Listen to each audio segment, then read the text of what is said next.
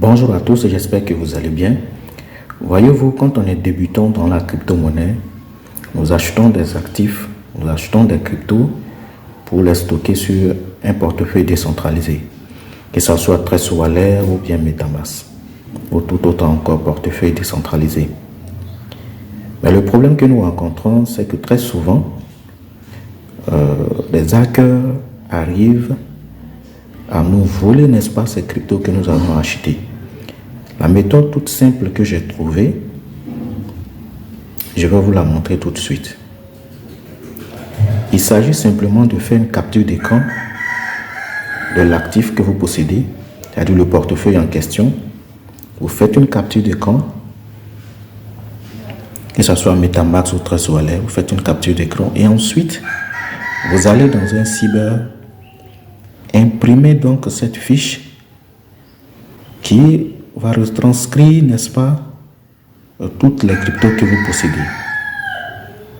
Et ensuite, vous prenez une feuille de ce genre-là et vous écrivez vos 12 mots-clés. Que ce soit 12 mots ou 24 mots-clés, vous écrivez. Et après cela, qu'est-ce que vous faites? Vous prenez un deuxième téléphone, d'accord?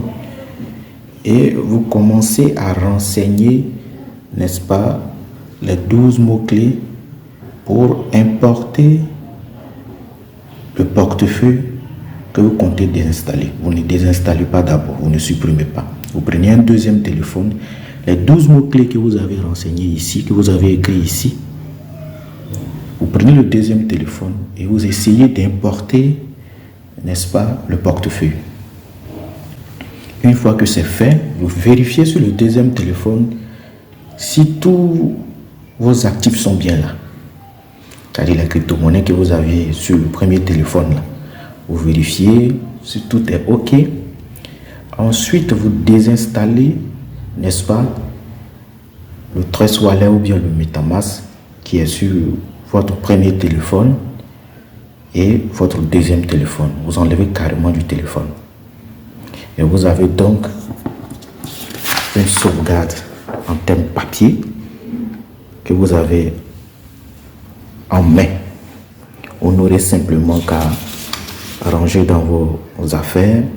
Le jour où vous voyez que la crypto-monnaie en question a pris de la valeur que vous voulez vendre, il vous suffira de réinstaller Trezor Wallet et de venir importer, n'est-ce pas, le portefeuille en renseignant les 12 mots-clés.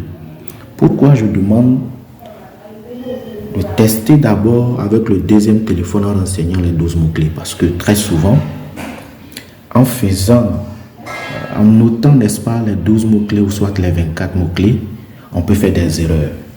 Or, si nous avons déjà désinstallé sur le premier téléphone, vous voyez que vous n'aurez plus accès au portefeuille en question. Donc, il est préférable de laisser sur le premier téléphone d'abord, prendre un deuxième téléphone, réinstaller le portefeuille en question, que ce soit Trezor Wallet ou MetaMask, et vous servir de ce que vous avez écrit ici pour importer maintenant sur le deuxième téléphone et vous rassurer que vous n'aviez pas fait, n'est-ce pas, d'erreur dans les écritures.